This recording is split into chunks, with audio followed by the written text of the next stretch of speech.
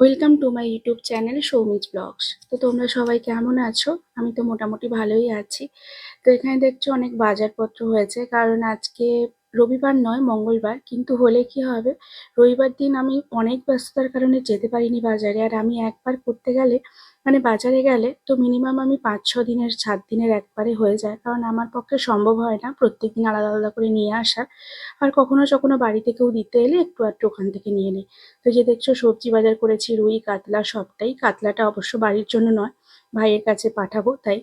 আর এদিকে দেখো, মোটামুটি দেখছি ফ্রিজে মাছের মাথাগুলো আছে, তো তাই আমি টক তুলে দিয়েছি। এটা অবশ্যই বাঙালিদের খুবই ভালো পছন্দের একটা খাবার বলতে গেলে। আমরা সাধারণত ইলিশ মাছের টকটাই ভালো করে বুঝি, একদম পিওর বলতে গেলে। তো এই দেখো তেঁতুল টক করেছি, তেঁতুল দিয়ে। তো টক হয়ে যাওয়ার পর আর এদিকে রসুনটাও একটু ছাড়িয়ে নিয়েছিলাম, কুচি করেছি। আর ওদিকে চাটনিটাও বসিয়ে দিয়েছি, খেজুর দিয়ে টমেটো দিয়ে চাটনি। তোমরা চাইলে অবশ্যই আমি ওটা শেয়ার করে নিতে পারবো ভিডিওটা।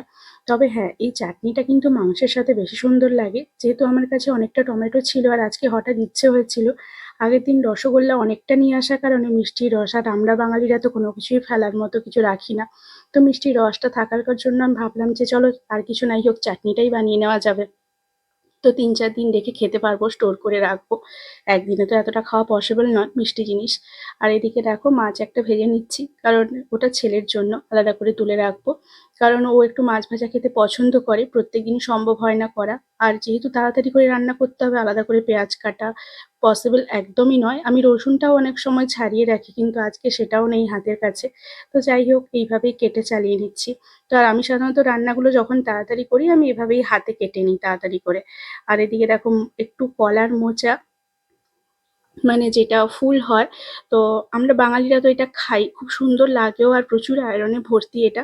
তো এটা আগের দিন বানিয়েছিলাম ডাল দিয়ে, সেটা একটু থেকে গেছে। আর আজকে চিংড়ি মাছ আমি নিয়েই আসিনি, কারণ কাটার ঝামেলা প্রচুর, এমনিতেই এত কিছু কেটে ধুয়ে উঠতে অনেকটা সময় লাগে।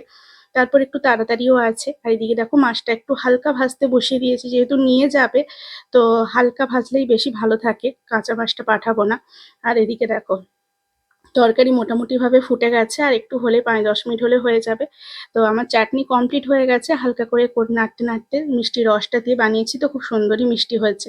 তো যাই হোক, এটা দেখো স্টোর করে রেখে দিলাম, যতটা খাওয়া হবে বাকিটা থেকে যাবে। আর এদিকে একটা তরকারি কমপ্লিট হয়ে গেছে, এবারে শুধু বাকি আছে শাক ভাজা।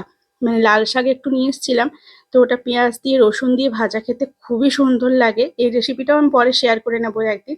আর এই দেখো আমার মাছ ভাজা কমপ্লিট হয়ে গেছে, আর এখানে শাক ভাজাটা বসিয়ে দিয়েছি। পাতাগুলো শুধু নিয়েছি, আমি তরকারি করলে মেনলি সবটাই নিয়ে নিই, কিন্তু আজকে যেহেতু ভাজা করব তাই শুধু পাতাটাই নিয়েছি। এই ভাজাটা খেতে গরম ভাতের সাথে এত সুন্দর লাগে কি বলবো। তো চলো আজকের মতো টাটা।